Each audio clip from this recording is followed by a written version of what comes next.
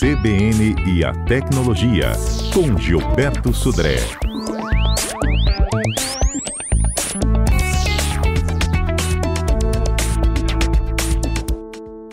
Gilberto Sodré, todas as sextas ao vivo aqui conosco, sempre com destaque na área da tecnologia. E hoje a gente fala do backup do WhatsApp no Google, não é isso, Gilberto? Bom dia.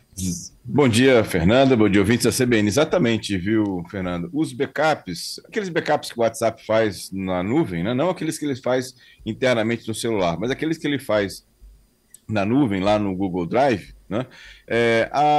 O WhatsApp e o Google já tinham anunciado, no ano passado, inclusive a gente comentou aqui no CBN Tecnologia, que agora, no começo desse ano, de 2024, esses backups que eram feitos do celular na nuvem, na área do Google Drive, eles antigamente não ocupavam o espaço, ou seja, não compartilhavam o espaço ocupado por aquele usuário no Google Drive. E agora, a partir do começo desse ano, ele vai começar a ocupar o espaço. Então, ou seja, o Google Drive, né, o Gmail, o Google Drive, eles têm na versão gratuita um espaço, né, para o usuário de 15 gigabytes. Esse espaço de 15 gigabytes ele é compartilhado entre os e-mails e anexos, os arquivos que estão no Google Drive e as fotos e vídeos que estão no Google Fotos, né? Então, esses 15 gigabytes ele é compartilhado entre esses três serviços, vamos chamar assim.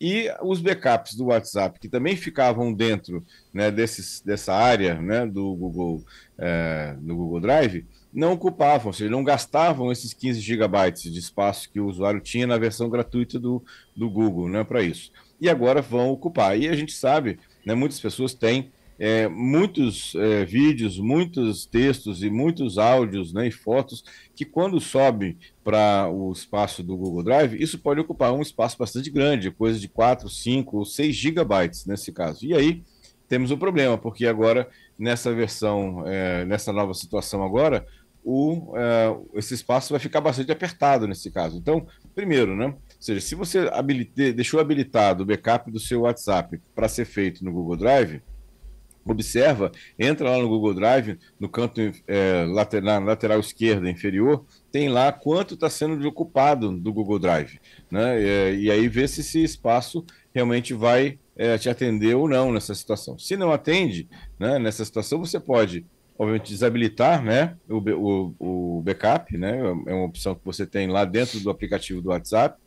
Você pode comprar mais espaço, né? Ou seja, o WhatsApp, o Google te permite comprar mais espaço dentro do Google Drive, né, para isso, ou você pode administrar o espaço que você tem, removendo algumas coisas. Então, por exemplo, lá no Google Drive, você pode acessar a sua pasta do Google Drive e verificar, por exemplo, clicando na parte de armazenamento, nesse mesmo local de armazenamento, ele vai te dizer quais são os arquivos grandes que você tem armazenado lá, que você pode apagar, né, nessa situação. Lembrando que a lixeira, né, do Google Drive, ela também ocupa espaço, né?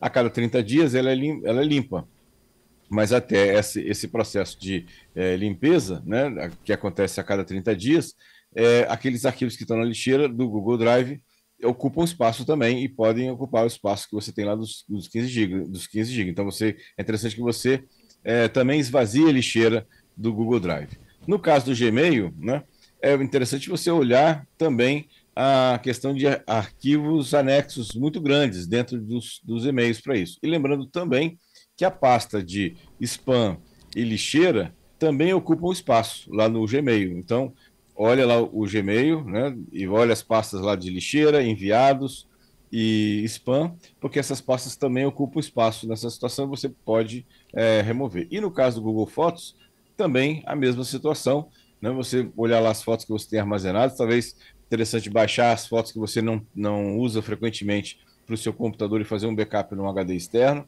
e deixar lá apenas as fotos que você usa mais frequentemente nesse caso. Então, aí são algumas questões que agora vão mudar, né? Com agora o espaço do backup do WhatsApp começar a ocupar também ou compartilhar o mesmo espaço que o Gmail, Google Drive e o Google Fotos também tem. Ô, Gilberto, eu tenho uma dúvida. Isso é só para quem tem Android? Só para quem tem Android, porque no caso, para quem tem iOS, né, o iPhone, esse backup O é feito iCloud, dentro, né? do iCloud, exatamente. Então aí segue as regras do iCloud lá para isso, né? Mas no caso de quem tem Android, aí sim essa situação que eu comentei vai começar a valer agora a partir desse ano. Não é para todo mundo imediatamente, ou seja, como toda parte de mudança, como são muitos usuários, ela é implantada de forma assim, fragmentada, né, ou paulatinamente, né? Mas eu imagino que até meados desse ano, todos os usuários de Android que fazem backup do WhatsApp na nuvem vão ser impactados com essa situação. Muito bom. É porque no iCloud já cobrava, né? E agora o Google Drive também. Exatamente, exatamente, né? Assim, assim, tanto o WhatsApp quanto o Google já vem avisando desde o ano passado que isso ia acontecer no começo desse ano. E agora eles bateram o martelo e começaram efetivamente a aplicar essa nova regra no armazenamento do backup na nuvem do WhatsApp. É isso, o segredo é dar uma esvaziada aí nessa sua memória. Ocupa a memória do seu computador, mas não do seu celular. Exatamente, exatamente. Isso Muito aí. bom. Vamos para os nossos destaques da semana. Viralizou. Muito bem, Fernando. O primeiro destaque é que a Microsoft agora pode barrar de vez a instalação do Windows 11 em PCs antigos. Existiam algumas formas de instalação do Windows 11 em PCs mais antigos que ainda dava para burlar essa limitação, né, para isso. Mas agora a Microsoft já anunciou que na próxima atualização do Windows 11, essas formas alternativas de tentar burlar essa instalação do Windows 11 em PCs mais antigos que não têm o chip de criptografia não vão funcionar mais. E aí, quem tem esses PCs mais antigos, ou continua volta para o Windows 10, né? Ou não atualiza para o Windows 11, né? Para essa situação, para poder continuar utilizando os PCs mais antigos, né? Nessa situação. Então, um aviso aí também para os usuários. Essa atualização deve acontecer em meados desse ano, então os usuários ainda têm um certo tempo, né? Para poder fazer essa migração, ou trocar de computador, ou então voltar para o Windows 10, ou então não atualizar para o Windows 11 nessa questão.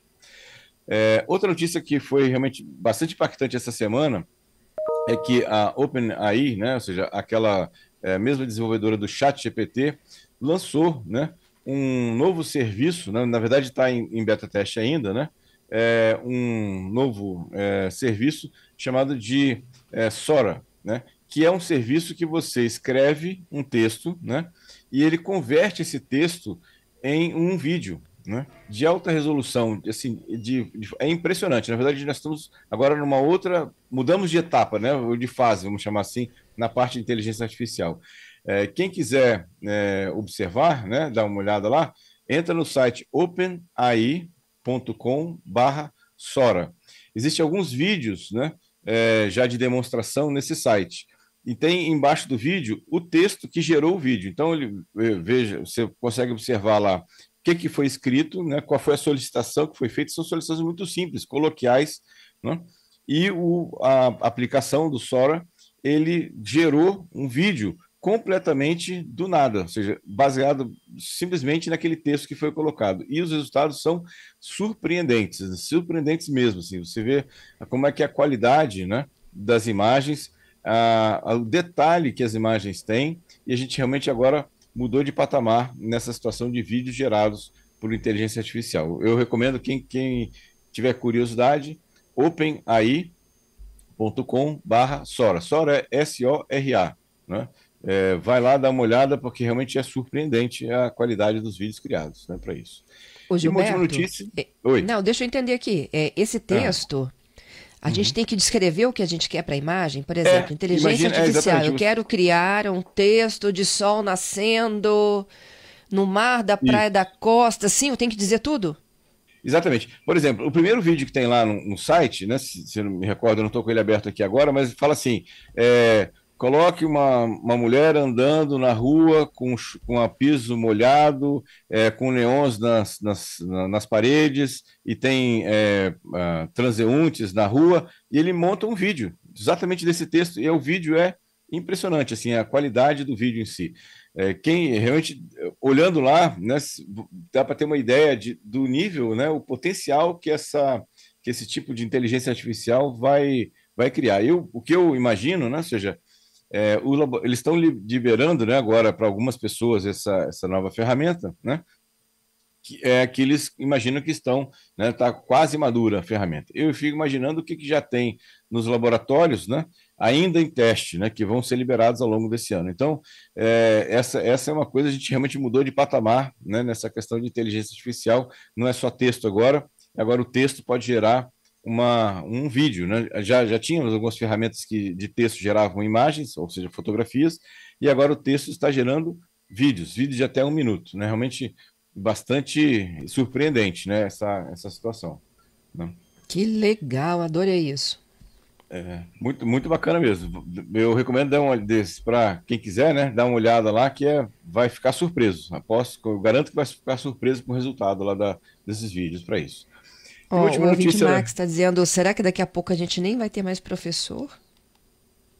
Olha, eu fico imaginando assim, com esse tipo de característica, você não vai ter mais necessidade de câmeras, muitas vezes, de cenário, né? De efeitos especiais, porque tudo vai ser gerado por inteligência artificial, né?